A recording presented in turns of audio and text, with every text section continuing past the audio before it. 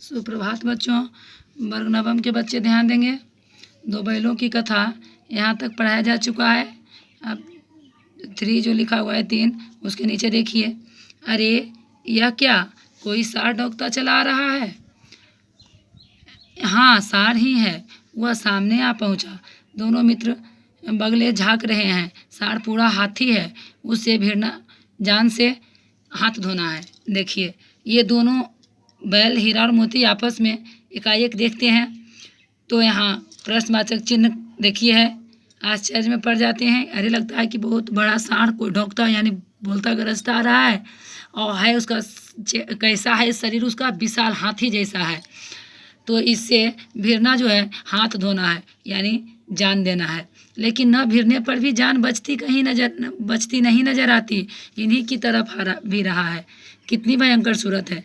ये कह रहे हैं कि अगर इससे नहीं भिड़ेंगे तो भी जान नहीं बचेगी, क्योंकि दोनों बैलों की तरफ ये सार आ रहा है।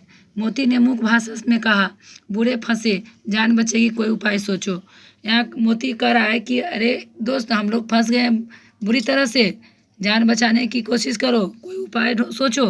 हीरा ने चिंतित स्वर में कहा, अपने घमंड में भुला हुआ है, आरजू विनती न सुनेगा। यहाँ आरजू विनती, दुश्मन के सामने आरजू विनती कीजिएगा, विनम्रता दिखाइएगा तो वो नहीं सुनेगा। भाग क्यों न चलें। अब फिर मोती कहता है कि भाग क्यों नहीं चलें। तो हीरा जानते हैं कि धर्म का पाठ पढ़ा हुआ, वो बोलता है कि नहीं, भागना कायरता है, तो फिर यही मरो। बंदा तो 9 2 11 होता है, यानी हम तो भागते हैं, तुम मरो। और जो दौड़ाए, तो फिर कोई उपाय सोचो जल्दी। कोई उपाय सोचो जल्दी कि अगर तुम भागते हो तो तुम्हारे पीछे वो दौड़ेगा, तो कोई उपाय सोचो। उपाय यही है कि उस पर दोनों जने एक साथ चोट करें।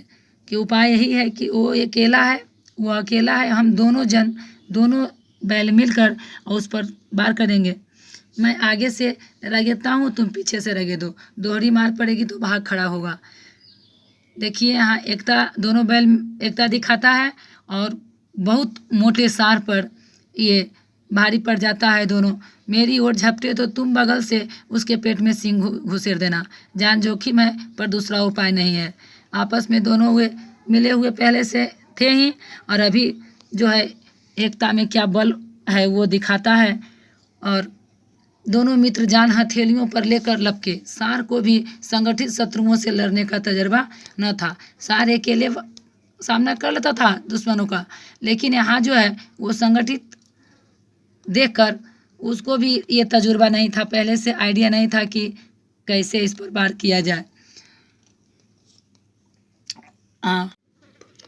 यहाँ संगठित शत्रुओं का सामना करने का उसको तजुर्बा नहीं था, उसको आइडिया नहीं था। वह तो एक शत्रु से मल्लयुद्ध करने का आदी था।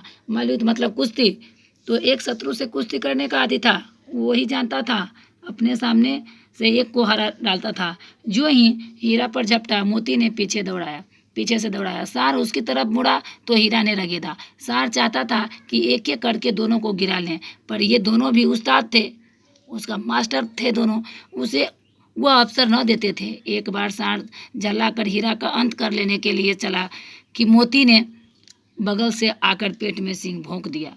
एक बार सार को बहुत गुस्सा आया, बहुत रौद्र रूप में जाकर, और वो क्या करता है, वो हीरा को जान लेने का कसम खाता है, जान लेने की कसम।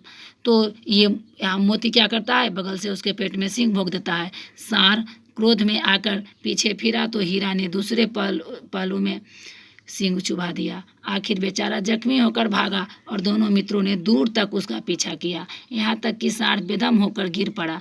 तब दोनों ने उसे छोड़ दिया। देखिए एकता में कितनी शक्ति होती है, एकता में कितना बल होता है, उसका नतीजा आप देख लिए। उतना मोटा हाथी जैसे विशाल काय सार दोनों बैल से तंग आकर भाग जाते हैं, अपनी जान बचा के भाग जाते हैं, और दोनों मित्र विजय के नशे में झूमते चले जाते थे। अब देखिए मोती ने अपनी सांकेतिक भाषा में कहा, मेरा जी तो चाहता था कि बच्चा को मार ही डालूं। मोती गुस्सेवर था, वो मुख भाषा में, अपनी मुख मतलब गूंगी भाषा में इशारा दे रहा है कि इसे लगता है कि था कि उसे मार ही डाले उस बच्चे को। हीरा ने तिरस्कार किया, गिरे हुए बैरी पर सींग न चलाना चाहिए। हीरा उसका तिरस्कार किया, अनादर किया और कहा कि नहीं, जब वो दुश्मन गिर गया तो उस पर वार नहीं करना चाहिए। आज के वीडियो में यहाँ तक, उसके आगे फिर धन्यवाद।